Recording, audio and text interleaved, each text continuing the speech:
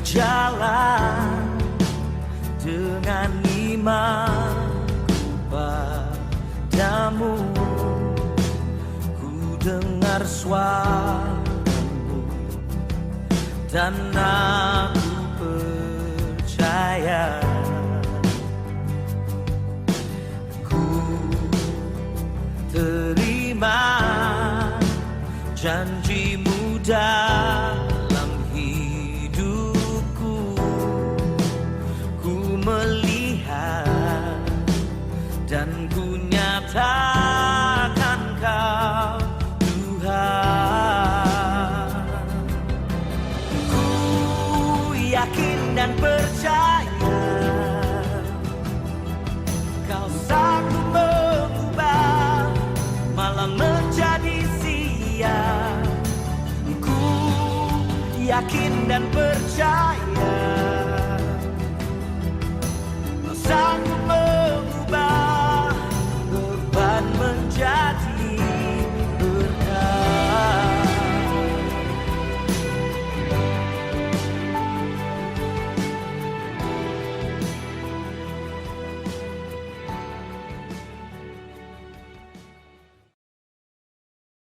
Terima kasih Bapa, sementara kami mendengar firman-Mu pada saat ini, terima kasih atas urapan dan bimbingan Roh Kudus memimpin kami, agar apa yang kami dengar akan menjadi kebangunan dalam kerohanian kami memahami firman-Mu lebih dalam.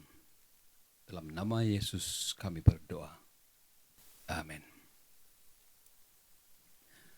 Saudara dan saudari yang saya kasih dalam Kristus, apabila orang bertanya kepada Anda, apa itu iman? Mungkin Anda boleh saja membawa petikan dalam ayat Alkitab di dalam Ibrani 11 ayat 1 yang mengatakan bahwa iman adalah dasar dari segala sesuatu yang kita harapkan dan bukti dari segala sesuatu yang kita tidak lihat. Namun bagaimana kalau soalan itu berbunyi demikian? Apa iman Anda? Nah, apa jawaban Anda?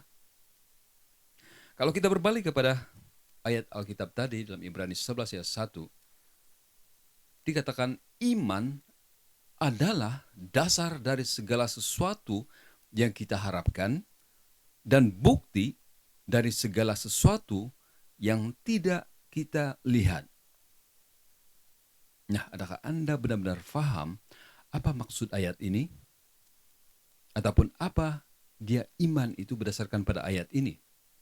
Kalau kita lihat dalam terjemahan lama, dikatakan bahwa adapun iman itu adalah percaya yang sungguh akan hal perkara-perkara yang diharapkan dan keyakinan akan hal perkara-perkara yang tiada kelihatan.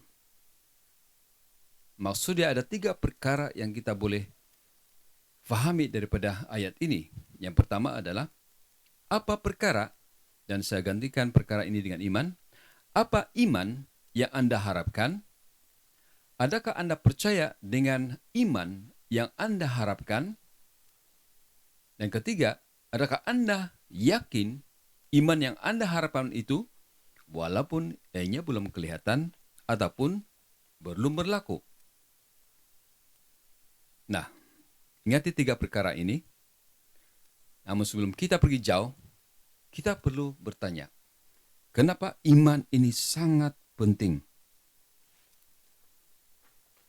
Nah, di dalam buku Ibrani 11 ayat 6 dikatakan di sini, tanpa iman tidak mungkin orang berkenan kepada Tuhan.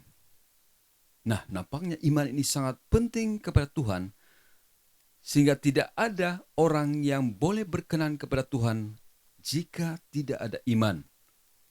Dan kalau kita lihat dalam terjemahan lama, dia berkata demikian. Jikalau tiada beriman, mustahil diberkenan Tuhan. Dan dalam buku Roma 1 ayat 17, dikatakan di sini, orang benar akan hidup oleh iman. Begitu juga dalam buku Galatia 3:11, orang yang benar akan hidup dari sebab iman. Dan juga dalam buku Ibrani 10 ayat 38, orangku yang benar akan hidup oleh iman. Nah, orang-orang yang mengaku umat Tuhan yang benar, menurut dalam ayat ini, adalah mereka yang hidup oleh iman. Kalau iman ini sangat penting kepada Tuhan, pertanyaan kita seterusnya adalah bagaimanakah kita mendapatkan iman ini? Dan tidak lain dan tidak bukan, iman ini timbul daripada pendengaran ataupun pembacaan firman Tuhan. Nah, soalan seterusnya kita perlu tanya diri kita sendiri adalah, dalam sehari, berapa lama yang kita peruntukkan untuk membaca dan mendengar firman Tuhan? Karena iman ini hanya kita dapati daripada pendengaran dan pembacaan firman Tuhan. Kita berbalik kepada persoalan apakah itu iman. Di dalam buku Wahyu, bab 14 ayat 12, katakan di sini, ini adalah ketabahan orang-orang kudus. Ada dua kriteria orang-orang kudus menurut Wahyu 14 ayat 12, yaitu yang pertama, inilah mereka yang memelihara perintah-perintah Tuhan. Dan yang kedua, mereka yang memiliki iman Yesus. Dan kalau kriteria orang-orang kudus harus memiliki iman Yesus, maka kita harus melihat kepada Yesus, apakah dia iman dia yang kita harus miliki. Maka itu Yesus adalah pelopor ataupun pemula ataupun penulis dan penyempurna atau pengakhir iman kita. Seperti yang tercatat dalam buku Ibrani 12 ayat 2 yang berkata demikian, marilah kita melakukannya dengan mata yang tertuju kepada Yesus yang memimpin kita dalam iman dan yang membawa iman kita itu kepada kesempurnaan. Saya suka membaca dalam bahasa Inggris, Hebrews 12 ayat 2. Looking away from all that will distract to Jesus, memaling muka kita daripada semua perkara yang menghalang kita kepada Yesus, who is the leader, yang merupakan pemimpin, and the source of our faith, dan juga sumber iman kita, and is also its finisher, dan juga penamatnya, penyempurnanya, bringing it to maturity, membawa iman kita kepada kematangan, and perfection, dan kesempurnaan. Maka kita akan tanya Yesus, apakah iman Yesus sehingga dia telah menjadi pelopor dan penyempurna iman kita? Sebenarnya dalam ayat Ibrani 12:2 sebenarnya yang kita baca, sudah diberikan contoh di sana iman Yesus yang luar biasa, yang menjadikan dia sebagai pemimpin iman kita dan pembawa iman kita kepada kesempurnaan. Kita baca di sana mengatakan bahwa dengan mengabaikan kehinaan tekun memikul salib. Jadi salib itu adalah iman Yesus yang menjadi contoh kepada kita. Apa itu iman? Nah, kalau kita membaca kembali, mengingati kembali, semasa Yesus bersama-sama dengan murid-muridnya, Yesus seringkali mengatakan perkara ini. Di dalam Markus 9:31, malah dalam Matius 16 ayat 21, dalam Matius 17 ayat 22 hingga 23, dalam Lukas 9 ayat 22, Yesus sentiasa mengatakan ataupun seringkali mengatakan kepada murid-muridnya, anak manusia akan diserahkan ke dalam tangan manusia dan mereka akan membunuh dia dan 3 hari sesudah ia dibunuh, ia akan bangkit. Perkara ini akan berlaku jauh ke hadapan, tetapi Yesus seringkali menyatakan kepada murid-muridnya sehingga murid-muridnya tidak faham apa yang Yesus cakap. Dan malah kalau kita lihat dalam Matius 16 dalam ayat 21 hingga 23, kita akan dapati di sana salah seorang murid Yesus yaitu Petrus menyangkal Yesus, menidakkan Yesus apabila Yesus berkata bahwa dia akan diserahkan, dia akan ditangkap, dia akan diseksa, dia akan dibunuh, dan 3 hari kemudian dia akan bangkit. Dan apabila Petrus menyangkal Yesus, perhatikan dalam Matius 16:23. Yesus berpaling dan berkata kepada Petrus, "Nyala iblis." Yesus mengatakan iblis kepada Petrus karena kenapa? Engkau suatu batu sandungan bagiku sebab engkau bukan memikirkan apa yang dipikirkan Tuhan, melainkan apa yang dipikirkan manusia.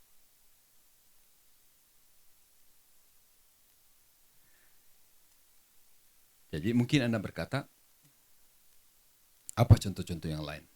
Dan kalau kita sebenarnya baca dan melihat peristiwa-peristiwa yang Yesus lalui, sebagai contohnya dia berjalan di atas air, dia mengherdik angin dan ombak sehingga berlaku damai.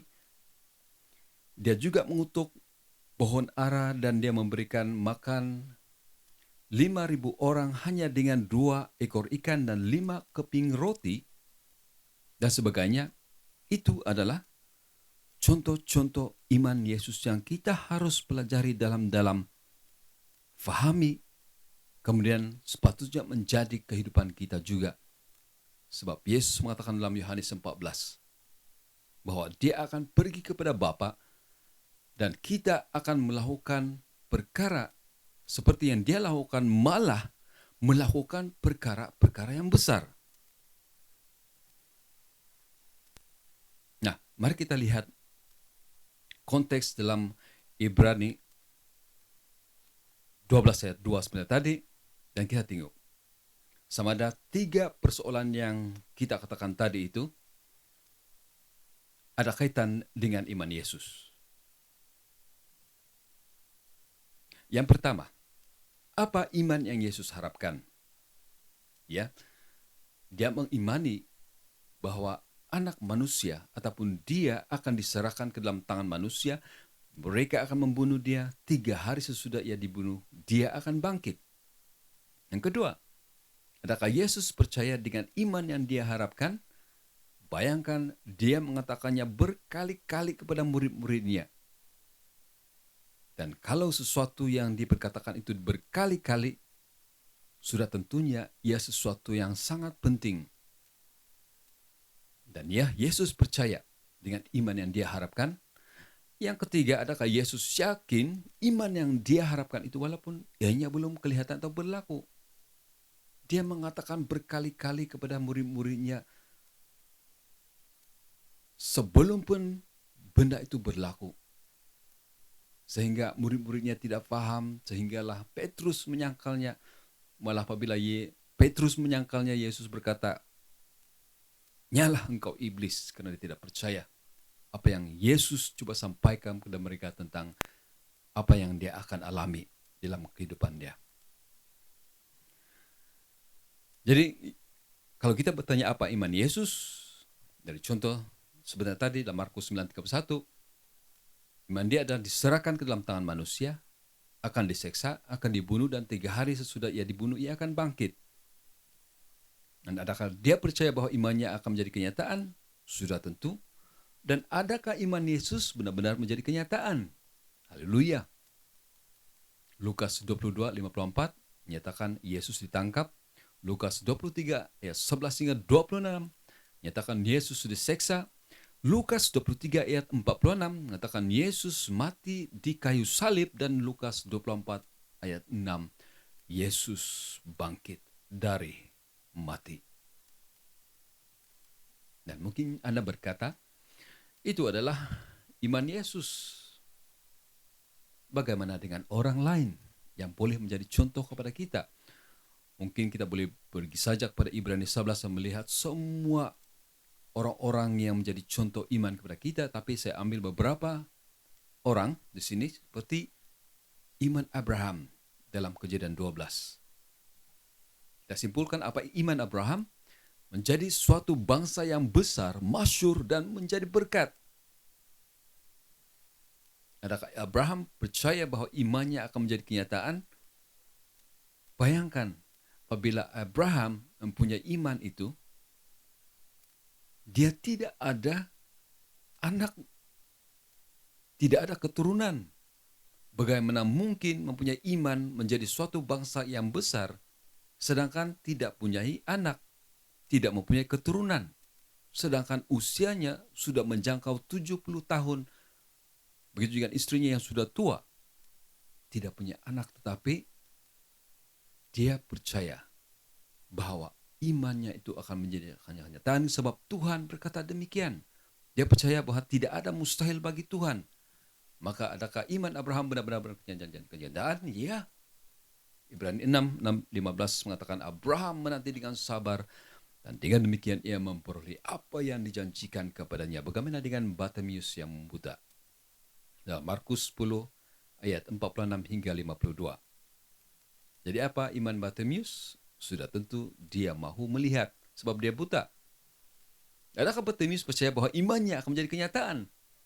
Ya, sebab itulah dia datang kepada Yesus. Bayangkan, walaupun dia dihalang berbuat demikian, tapi dia tetap berteriak, Yesus, Yesus anak Daud, kasihanilah aku. Dan akhirnya Yesus memanggil kepada dia dan bertanya kepada Bartimeus, apa yang Anda mahu saya lakukan kepada Anda? Dan sudah tentunya Bartimeus bercakap, saya mahu melihat. Dan perhatikan, adakah iman Bartimeus benar-benar menjadi kenyataan? Ya, dalam Markus 10:52. Perhatikan di sini. Yesus berkata kepadanya, pergilah engkau, imanmu sudah memulihkan engkau. Yesus tidak berkata, imanku sudah memulihkan engkau. Sebaliknya dia berkata, imanmu sudah memulihkan engkau. Bagaimana dengan perempuan yang mengalami pendarahan selama 12 tahun dalam Lukas 8 ayat 43 hingga 48? Apa iman perempuan itu? Dia mau sembuh dari pendarahan yang dia alami selama 12 tahun.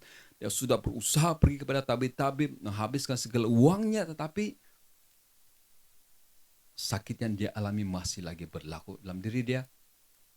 Dan dia membuat keputusan untuk datang kepada Yesus dan mengimani. Katanya, kalau saya menyentuh saja jubahnya, saya akan sembuh. Dan adakah iman perempuan itu benar-benar menjadi kenyataan? Iya. Nah, sekali lagi, lihat dalam Lukas 8:48, apa Yesus katakan kepadanya? Hai anakku, imanmu, sekali lagi, imanmu sudah menyembuhkan engkau. Yesus tidak berkata, imanku sudah menyembuhkan engkau. Sebaliknya dia berkata, imanmu wahai perempuan, sudah menyembuhkan engkau.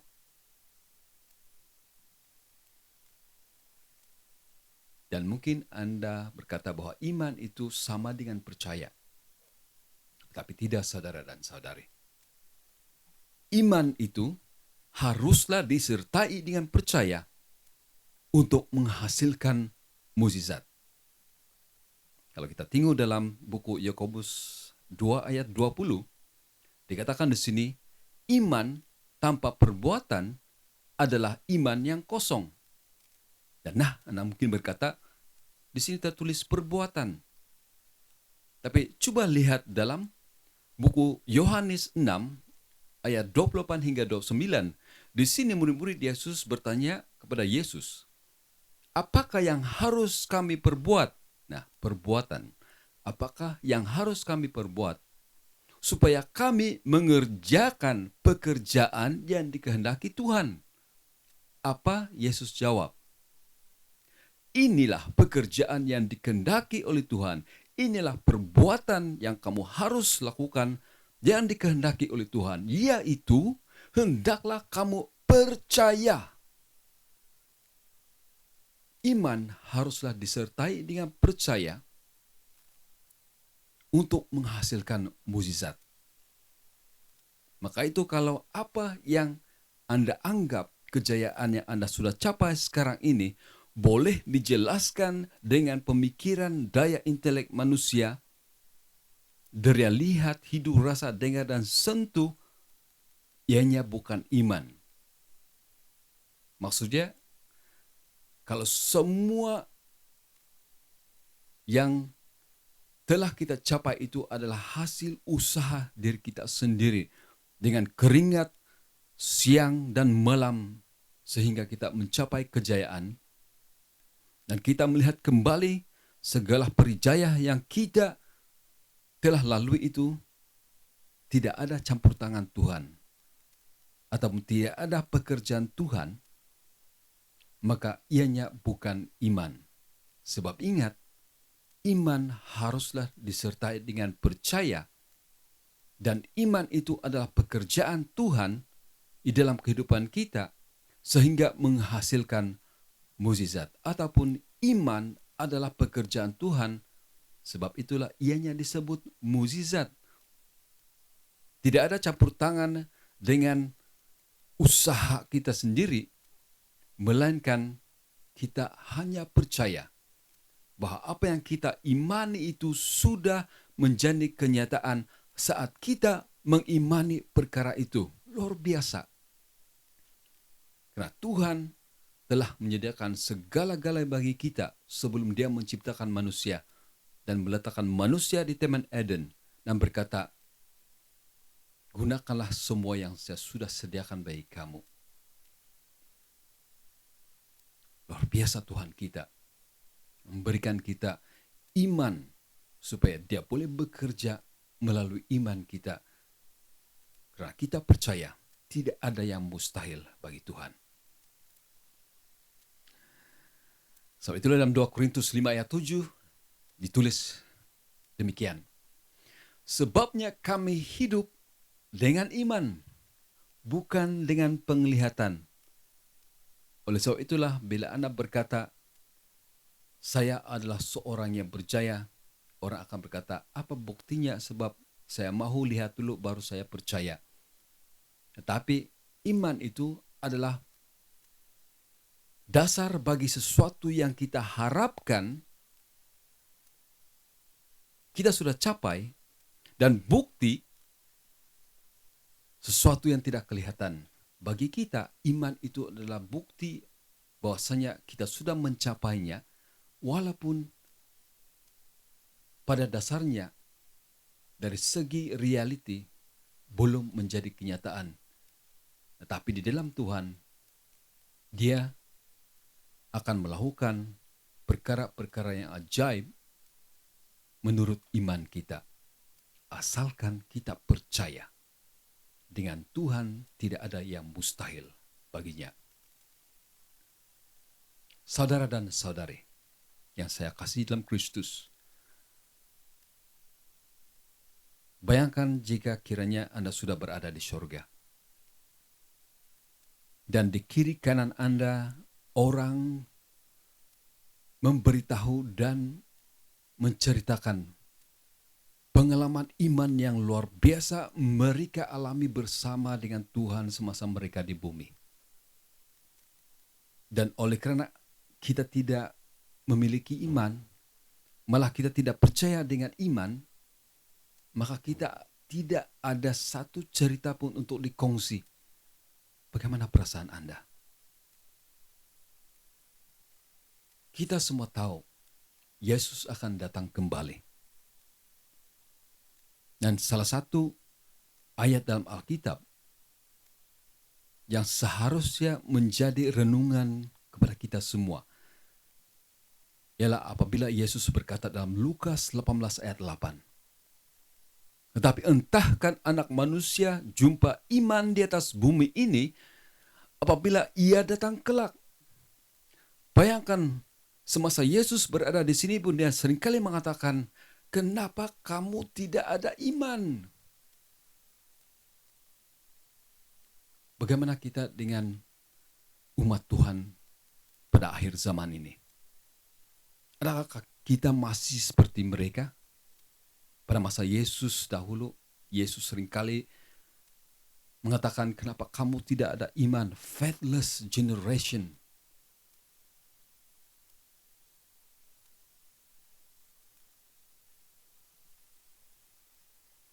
Di dalam peristiwa dalam Markus 4 ayat 36 hingga 41,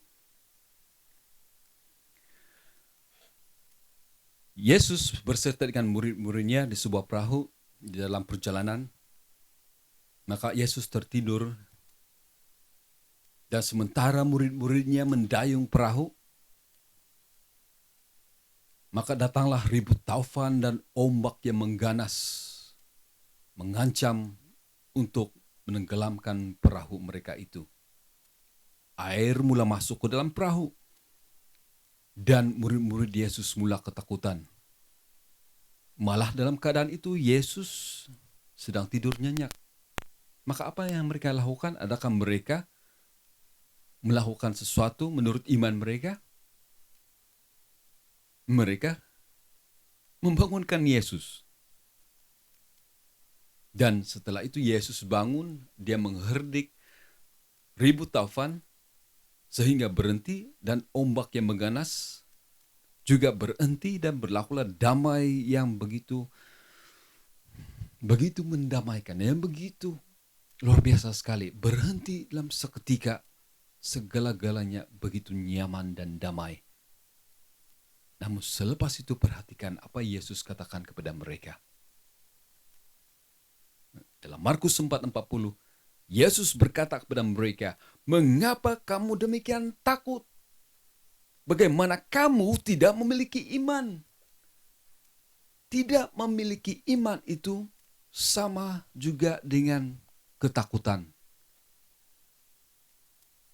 Mereka berjalan dengan Yesus, mereka makan dengan Yesus, mereka mendengar Yesus berkhotbah, mereka melihat Yesus melakukan mukjizat menurut iman Yesus. Mereka tidak belajar langsung mengenai perkara iman. Sehingga Yesus memarahi mereka. Kenapa kamu sehingga sekian lama kamu bersama dengan saya, kamu tidak memiliki iman? Dan saudara dan saudari dalam Kristus, kita juga mungkin di dalam kapal yang sama dengan Yesus, tetapi tidak memiliki iman. Kita membaca firman Tuhan, kita mengaku kita ini jemaat Tuhan akhir zaman. Kita boleh mengambil petikan ayat Alkitab untuk membuktikan bahwa kita membaca Alkitab, tapi sayang sekali kita adalah tergolong orang yang tidak memiliki iman. Dan perkara yang sama Yesus akan katakan, "Mana iman kamu?" Karena orang yang benar akan hidup oleh iman. Tanpa iman sangat susah berkenan kepada Tuhan. Jika tiada beriman, Tuhan tidak akan perkenankan. Oleh karena Tuhan hanya bekerja menurut iman kita. Sudah sampainya kita memiliki iman, karena iman yang sekecil biji sesawi sekalipun kita boleh memindahkan gunung. Bagi Tuhan tidak ada iman yang kecil, tidak ada iman yang besar. Karena tanpa memiliki iman, betapa besar pun sekali kuasa Tuhan, kita tidak akan mengalaminya.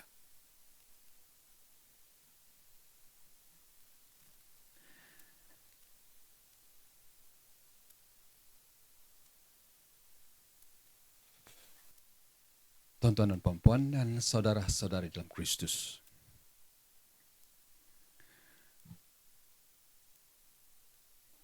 semoga dengan perkongsian ini kita akan mengalami satu perubahan di dalam kerohanian kita. Untuk belajar mempunyai iman seperti Yesus Kristus. Dan seperti yang saya katakan tadi, dalam Yohanes 14 Yesus mengatakan bahwa mereka yang percaya kepada Aku akan melakukan seperti apa yang saya telah lakukan, malah akan melakukan perkara-perkara yang besar. Marilah kita belajar untuk mempunyai iman. Membuktikan bahwa Tuhan kita itu luar biasa dan tidak ada yang mustahil bagi Dia. Mari kita berdoa. Bapa yang bersemayam di surga, terima kasih Bapa. Engkau adalah Tuhan yang luar biasa. Tuhan yang penuh kasih. Tuhan yang penuh kuasa. Bantu kami untuk mengimani perkara-perkara yang besar, agar kuasamu, agar kasihmu akan menjadi kenyataan, menjadi benar, untuk menjadi kesaksian dan testimoni kami sebagai jemaat akhir zamanmu ya Bapak. Terima kasih sekali Bapak. Nah, semua ini kami pinta atas nama Yesus yang sudah pun menjadi jalan, kebenaran, dan kehidupan kami semua. Amin.